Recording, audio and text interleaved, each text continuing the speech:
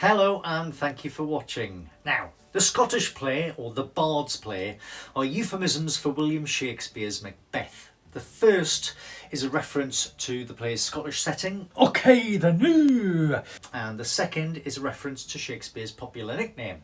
Now, according to theatrical superstition called the Scottish Curse, speaking the name of Macbeth inside a theatre other than when it's called for in a script while rehearsing or performing will cause disaster.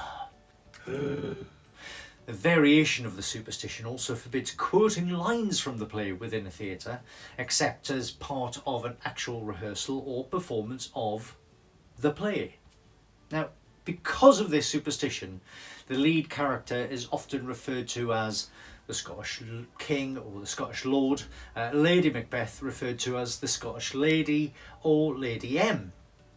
And sometimes actors will use the names Maccas or Macbee to basically avoid saying the name. So, how did this superstition start? And have there actually been any examples of the Scottish curse in action?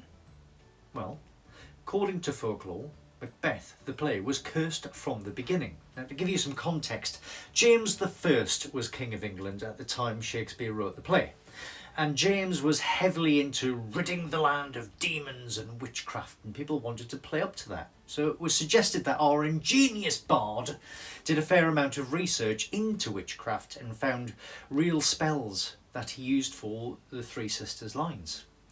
And as a result, it was said that a coven of witches objected to Shakespeare using real incantations, and so they put a curse on the play.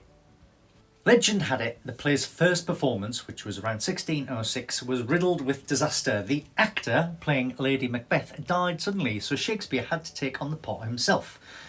To give you a further bit of information there, actors, well, there were no actresses, all parts were played by men. Anyway, I digress.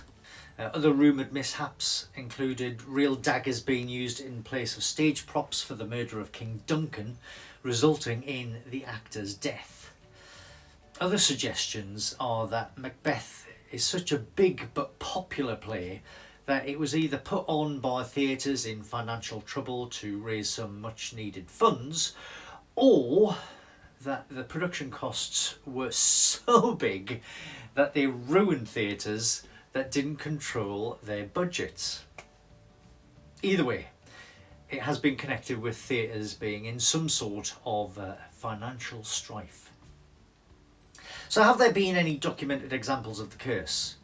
Well, according to the Royal Shakespeare Company, RSC, the famous actor place riot in New York in 1849 caused by rivalry between actor Edwin Forrest and English actor William Charles Macready resulted in at least 20 deaths and over 100 injuries. Forrest and Macready were playing Macbeth in opposite productions at the same time. And it's not just that, other productions have been plagued with accidents, including actors falling off the stage, mysterious deaths, even narrow misses by falling stage weights. I almost got hit by a falling stage weight, and that had nothing to do with the Scottish play in the slightest.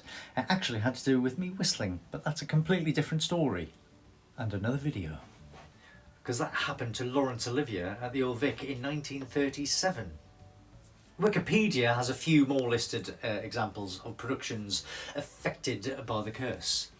Apparently, on the 2nd of December 1964, a fire burned down the D. Marias II National Theatre in Lisbon, Portugal. At the time the play being shown was Macbeth. In 1980, a production of Macbeth at the Old Vic starring Peter O'Toole was often referred to as Macdeath. It was reviewed so badly that the theatre company disbanded shortly after putting on the play. Mishaps on the set of his film Opera led Argento to believe that the film had been affected by Shakespeare's curse, by the Scottish curse, as the opera being performed within the film was Verdi's Macbeth.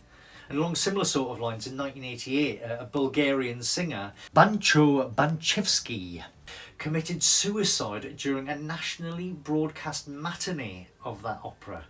He apparently propelled himself backwards from a balcony railing at the Metropolitan Opera House in Lincoln Square and plunged to his death. Even as recently as Ari Aster, writer and director of Hereditary, said that during filming, Alex Wolff told him not to say the name of William Shakespeare's Scottish play out loud because of some superstitious theatre legend. I smugly announced the name, and then one of our lights burst during the shooting of the following scene. Spooky. So, can you do anything about the curse? Can you uncurse yourself if you said the name of the Scottish play? Well, apparently, if you exit the theatre, spin around 3 times, spit, curse, and then knock on the theatre door, you will be allowed back in. You have cleansed yourself. However, it has been said that some production companies insist that the offenders may not re-enter the theatre until invited to do so, therefore making it easy to punish frequent offenders by leaving them outside. So, when you are next in a production of some sort, think twice before you utter the Scottish Lord's name.